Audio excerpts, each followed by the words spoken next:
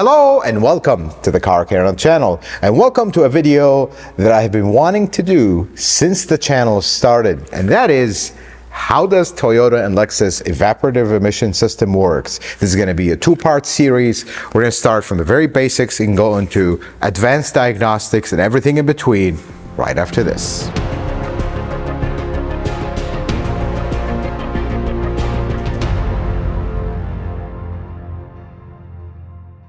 Let's start with the very basic. What is the EVAP system or evaporative emission system?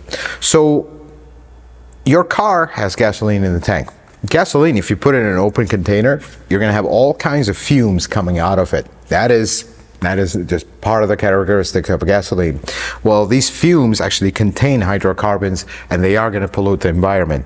So at some point, it was mandated that we need to control these fumes. You know, in the olden days, you go to your garage, it just smells like gasoline. That's normal because they would just vent it to the atmosphere. But when we started, the government realized that is a pollutant and we need to control it. So the evaporative emission system in a car contains these vapors or these fumes from the gas. So we contain them in a kind of a container. Once the engine runs, because these vapors actually have hydrocarbons in them, they can be added to the combustion of the engine. We reroute them from this container and burn them again through the engine. That's the whole point. So the evaporative emission system is an emissions device or an emission control system. That's very important that you realize that, because a broken EVAP system, in very rare cases, it will cause issues, but otherwise it is strictly an emission control system. Does have nothing to do with the engine running itself. Having said that, let's talk on the next section the types of EVAP systems over the years. Let's talk about the different types of evaporative emission systems in Toyota and Lexus vehicles, because there's actually multiple systems. We're going to start with like the computerized ones, because if we go before the first type we're going to talk about, we're in the 80s and very early 90s. These systems were not monitors, they were just kind of there hoping they work. So the first type of systems is called early type non-intrusive. This early type non-intrusive, it's a system that is somewhat monitored, but not completely monitored by the computer. But the main objective of that system is it can detect a leak of a hole of a size of 1 millimeter or 0.040 inch. That's a pretty small hole, folks. It can detect a leak from a hole this size or bigger, not smaller. That's the limitation of that. The thing with that system is, though, because the computers were so limited and the system was so new, you cannot actually control the system and run a test. Only the computer can do that. You did not have, it's called bi-directional control. You can't talk to it and command it, hey, run this test. You cannot do that. That's the limitation of that system. And that system ran right around the time where OBD2 started, all the way to the year 1999. The second type that came after that is called late system intrusive type. That's, the naming is strange. So the intrusive type EVAP system is pretty sophisticated for its time. This came right around the year 2000. What changed in that system is, number one thing is, you can control the system. There is a bi-directional control from the diagnostic side of things, where you can command it to do this step or this step of its work so you can diagnose it better. That's the first thing. But the biggest change with it is now we can detect a hole 0.5 millimeter in size or 0.020 inch and larger. That is a pretty small leak, folks. That is like microscopic, basically. That's a few hairs big. Something that your eye may not see. That's how small that leak is. Then from there, we went into what is basically there today, in most cases. Lev 2 system. The Lev 2 system still can detect a hole that is 0.5 millimeter big or 0.020 inch, but it got a lot more sophisticated. Now you have automatic control on the testing, you have a lot more combined, and the systems get simpler and more compact than the last system, which is the one that we use today, 2025. Lev 2 with a vacuum pump. So it's basically the same thing, except it has a vacuum pump attached to it, and it's a lot more sophisticated. It can run its own test with the car off. Versus Lev 2, it needs the car to be running for the test to run. We're going to go through how they work in details, but the very, very last type, which we are not going to cover in this video, we may make a separate video for, is hybrids. It's called a closed fuel tank system. It's a completely different system than all this because they're basically trying to get zero leak. Very near impossible to do. But having said that, let us go talk about the late type intrusive system, because that's the one you're going to see, and that's the one that could make the car fail emission testing. Let's start with our system diagram, because it's very important. We're going to talk about the different components that we have.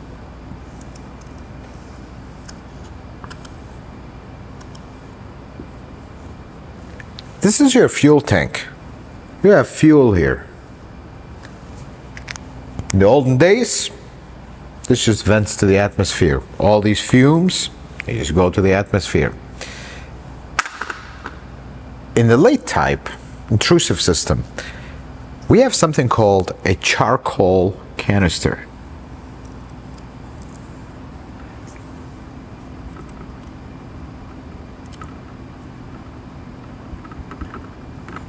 This has little charcoals in it that absorb the fumes of the fuel and trap them. That's very important that you know that part. But how do we do this? We need three things. First, we need a way to send these fumes into the canister.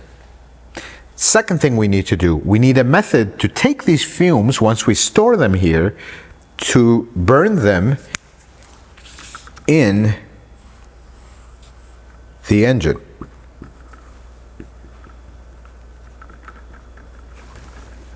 The last thing we need is, we don't want this to be locked, because this is closed, everything is closed. When you start sending fumes here and the fumes are getting pulled, you need fresh air to come in to fill that void, so we are ready to fill this canister again. These are the three things we need. Here's how this is going to go. First, we need a line to the engine so we can send those fumes into the engine. So we're going to run a line all the way here.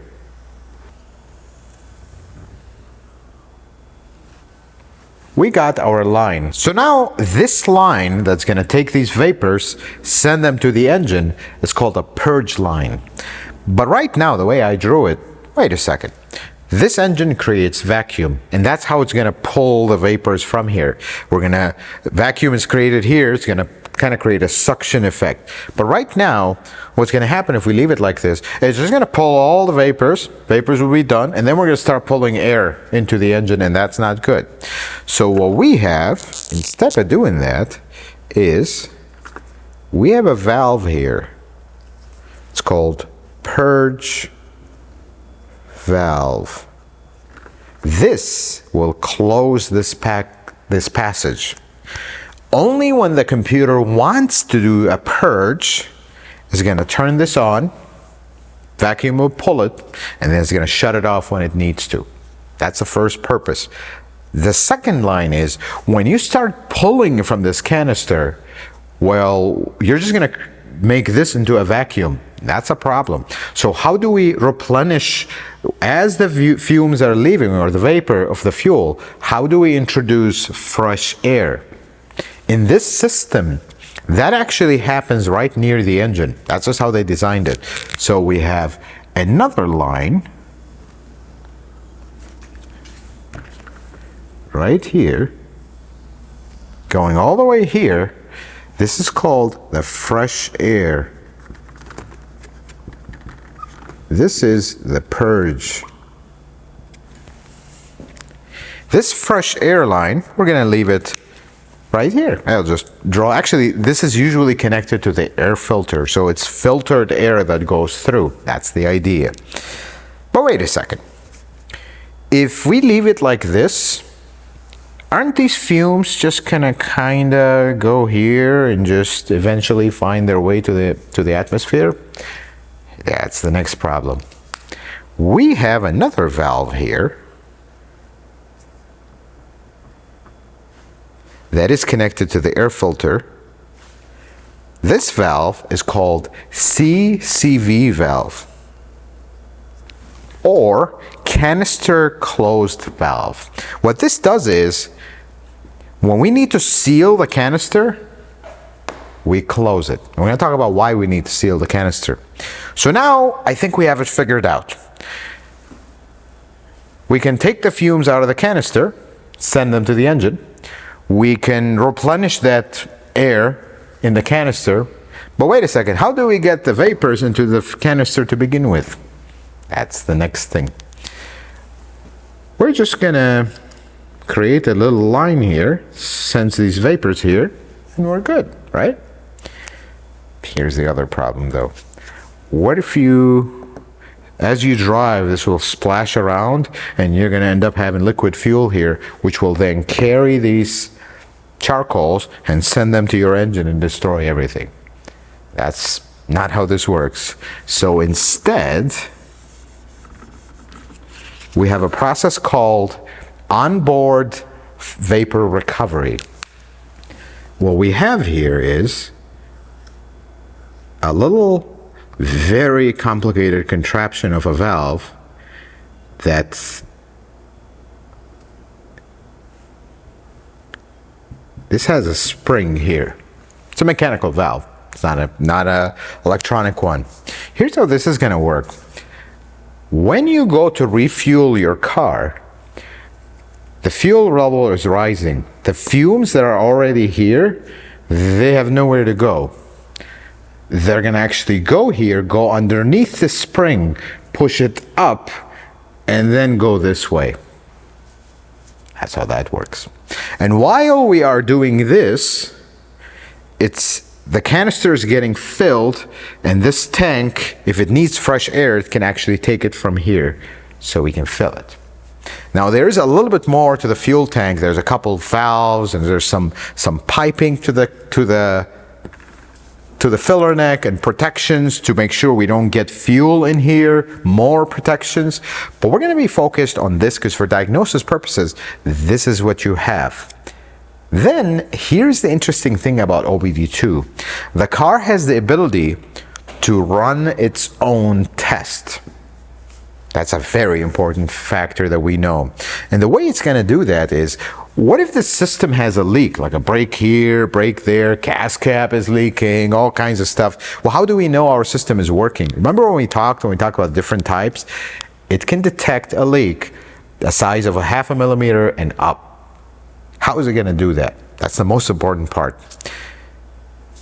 Here's how it's going to do that. It's going to draw the system in a vacuum and check it. And the way it's going to do that, there is a pressure sensor right here that checks things. Here's what the computer is going to do. Car is running, engine is running. We enter into, it's called monitor test. So we're going to test the EVAP system. Is it holding? The first thing it's going to do is it's going to empty out the canister. It's going to purge everything, get rid of it. So in case we have a leak and a failure, we're not introducing this to the atmosphere. It's going to turn on the purge valve. Remember, the engine is making vacuum. You're going to pull the entire system in a vacuum. But you can't do that if this valve is open, because this is open to fresh air. So we're going to close this valve, open this one. That's going to pull a vacuum across the entire system. But wait a second. We're now just testing the canister. And basically, this pressure sensor that's sitting in the gas tank, there is nothing happening because this valve is closed and you can't open it by pulling a vacuum. You have to push it with vapor. So nothing happens. Okay, well, great. Now we don't know what's going on. Unless we have another way to connect these two, the fuel tank and the canister, which is, we can't just leave this line connected directly because now we kind of bypass this whole thing and this doesn't even make sense. We actually have another valve here It has multiple names. This valve is called either tank bypass valve or pressure switching valve. That's how they call it. Usually it's tank bypass is actually a better name for it. When we run the test, we're pulling vacuum here. This is closed. Let's say green is open, red is closed. This is open. This is closed. We're going to pull a vacuum through here. The entire canister will go in a vacuum. This valve will open. And then we're going to pull a vacuum on the tank as well. The computer is going to look at the reading of this sensor right here that's on the fuel tank. And it's going to determine where are we at with this. And here's what the computer is going to, well, how is it going to determine that from a pressure sensor? That's the diagnostic part. That's the most important part, that you understand how the computer determines we have a problem. Let's start with the first problem. Let's run some scenarios here. Purge valve is stuck closed, not working, electronically doing nothing. The computer is going to do this. It's going to have a little chart. This side is time. This side is pressure. Let's say this is 0. Okay? When we're just sitting, nothing is happening, we're not purging, we're not doing anything, it's going to open this one. Let's remove all of these so you guys can see them. It's going to open this one just to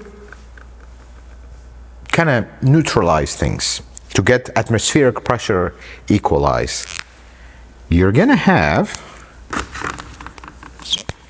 a pressure line that looks like this. It's going to go up a little bit because when it was sealed, it tends to pull a little bit of a vacuum. It's going to go up a little bit, just a little bit. Then it's going to turn on the purge valve to see. If the purge valve is not working, it's going to see nothing. This is just going to be a flat line because nothing happened. That's when the computer determines something's going on. This is either not working, doesn't know what's going on, but this is not doing what it's supposed to do. Now, if you went to weld your muffler and they kind of slipped and broke a hole here, it's going to turn this on and you have a big open hole right here. That's going to do nothing because engine vacuum is not that strong. And remember, this line runs the length of the car to the back by the fuel tank. It's not going to know, oh yeah, this is broken. It has no idea. It just sees a flat line. Well, something is not going on. It's going to set a code for purge incorrect flow because it doesn't know what's going on. But here's what should happen. When you start running your test, we're going to close this.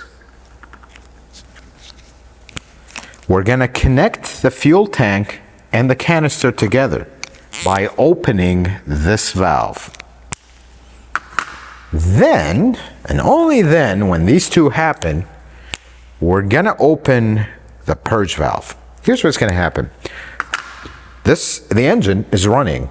It's going to pull a vacuum on this line, pull a vacuum on the canister, pull a vacuum on this, pull a vacuum on this line all the way to here. And here's how that's going to look like in the eyes of the computer. It's going to look like a big dip into a vacuum. It's going to get to a certain point where that is the safe amount of vacuum that all these components can take. That the vapor pressure cannot be more than this. It's going to pull that vacuum. I'm going to make this line a little bit smaller so we can see this. It's going to pull a vacuum. Remember, we're only detecting leaks up to 0.5 millimeter in size or 0.020.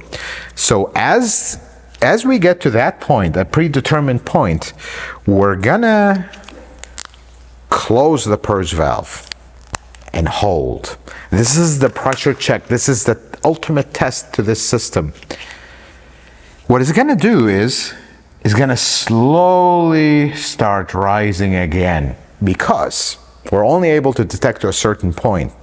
What the computer is watching is how long does this take to start rising up. For example, here's how, let's run some scenarios again. If your fuel cap is broken, here's how that's going to look like.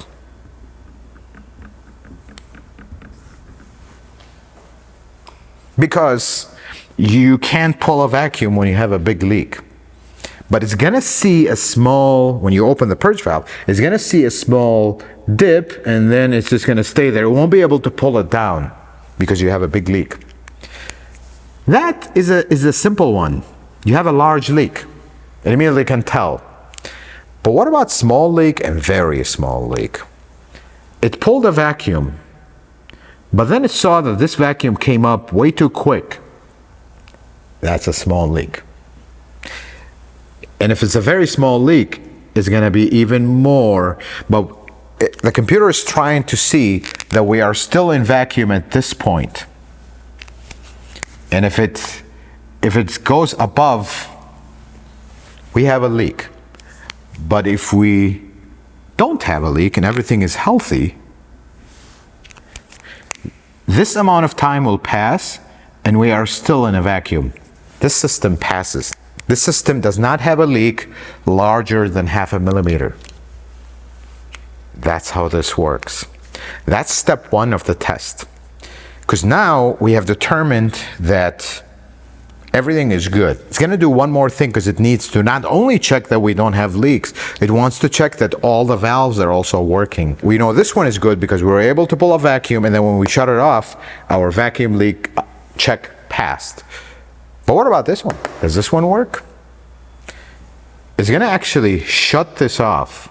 And when it does that, you're going to get a small ripple. And the computer will see that. That's step one of the test. Step two is going to check the fuel tank individually for vacuum leaks. Because if we close this valve right here and open this one, this is the fresh air. Immediately, you don't have vacuum here anymore, but you still have vacuum in the fuel tank, and this sensor is reading off of the fuel tank. So the computer is going to see a small ripple, and then it's back to smooth sailing. That's how it knows that this valve actually closed. Because if this valve is faulty, here's what's going to happen when that opens. It's immediately just going to go back to atmosphere, because you have the fresh line open. But if this valve works, it should see a tiny ripple. That's how this is going to go. Eventually, at the end of the test, it will open this one, and leave the purge closed, just to normalize, sees, are we going to get back to this in the end? Or do we have a problem? For example, if this valve doesn't work, you won't get back to normal because you're not allowing fresh air in. That's how the system is going to run a self-test. This is vital in diagnosis, because this is how you are going to know what's going on. Because the system will give you the most just generic code of what's going on. But for example, if you start purging and you see that you have just a flat line, let's remove this. You start purging and you have a flat line, nothing is changing. Well, the first thing I'm going to do is I'm going to go and clamp this line, close it manually. If all of a sudden I start pulling a vacuum, yep, this valve is no good. Or, we'll start another scenario real quick. We start purging, and all you have is a flat line. I'm going to take this line and find an alternative source of vacuum to it. Do we start pulling a vacuum? No. I'm going to follow this line all the way to the canister, pull it here, and start applying vacuum here. Do we see a drip? If not, my problem is somewhere else. We're not able to pull a vacuum. Not the line, not the valve. And you can test these valves. If you start your dip and then the purge valve shuts off and this starts going up slowly, and then when we get to the point when we activate the tank bypass, it just does nothing. Absolutely nothing. I would go check in this valve. Here's another scenario, and this is something you may need to be aware of. If you have a bad gas cap, and this is like the number one thing that folks will run to when we have an EVAP problem, and I get it because that's the part that gets used a lot. If this is leaking, it's gonna look like this. We started here, we drew a vacuum. This is where the computer wants the vacuum to arrive at this point, and when we break off, it needs to arrive still in vacuum at this point. When this gas cap is leaking, you won't be able to reach the bottom because you have a leak larger than 0.5 millimeter. So it's gonna kind of get to a certain point and hover straight, even if it's a small little leak. Now, if you have a large leak on the gap's completely broken, it's just gonna dip a little bit and then just stay there because you have a large leak. This is how this works. The computer is looking at the pressure as a graph. So in diagnosis, you need a scan tool that does the graph so you can see what's going on. Now, in a computer diagnosis, you can activate this valve, you can activate this valve, you can activate this valve manually. And you can actually simulate this test. Even the scan tool will give you the ability to run the test in this exact sequence. How it's gonna purge first, close this, pull a vacuum, hold, shut this, open it's gonna do all that. You can do it manually while you watch the pressure on a graph. That is how this system works.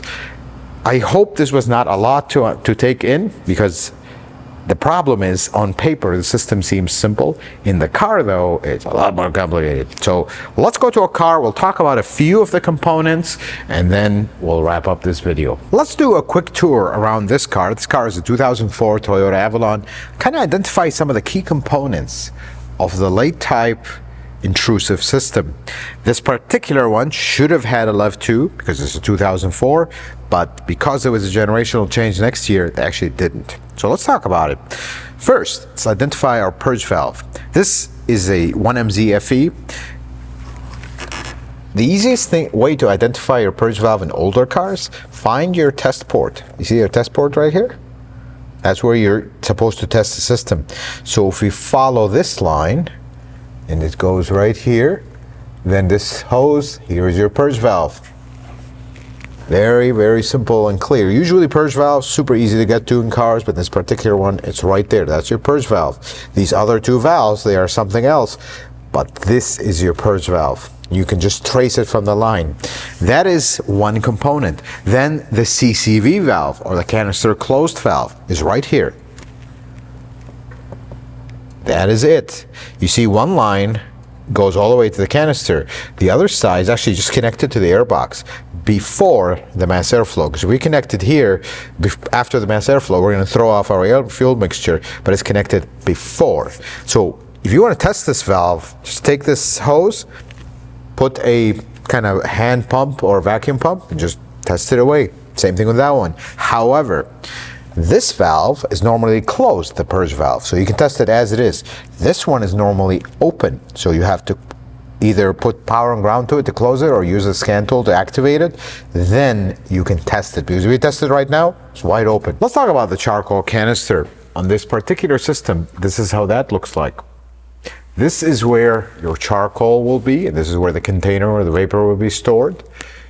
In this particular system, this is the tank bypass valve, or like the pressure switching valve. This is what connects. If you see it here, there's a hose that goes to the canister, and that other hose, this one, actually goes to the fuel tank. And then this particular valve, we actually didn't talk about this valve. This is actually another vent valve for the canister, but if you look all the way to the side, and it's going to be a little hard to see it, right there, all the way at the top, where this hose is connected and all this valve on top of it, that's actually the valve that lifts up to let the vapors through when you're refueling. That's like the onboard vapor recovery valve. That is that valve. See, this system, if you look at it, you have two evaporative emission lines going to the back. One of them is the purge, and the other one is your canister closed valve. And if you trace them, they actually end up right here. One for the purge, which goes straight to the canister, and one of them is the fresh air line, which goes to this air valve. It's a little bit difficult to kind of distinguish what is what, but you have to spend the time to know, because that will be vital to your diagnosis when you're looking at things. Not just looking at a bunch of random hoses and random components and you have no idea what they do. Once you start identifying, yeah, this is the tank bypass, that goes to the fuel tank, this comes from the front, this is a purge line, you start to know what these hoses are and what lines are, and you can effectively diagnose the system a lot better. So now that we have learned how the intrusive type works, we talked about some diagnosis tips, we reviewed the system on the car, we're going to stop this episode right here. In the next episode, we're going to heavily focus on Lev 2 with a vacuum pump, and we're going to talk about kind of advanced diagnostic tips, because Lev 2 is the system that most folks actually misdiagnose all the time. So I want you to focus your full attention to Lev 2, because that's what you're going to see in modern cars. Folks, I hope this video was helpful and informative. I hope you learned something new. If you like it, consider giving it a thumbs up. If you're not a subscriber, consider subscribing to the channel and check out some of my other videos. Until the next video, folks, may the Lord bless you and keep you, and you have yourself a wonderful day.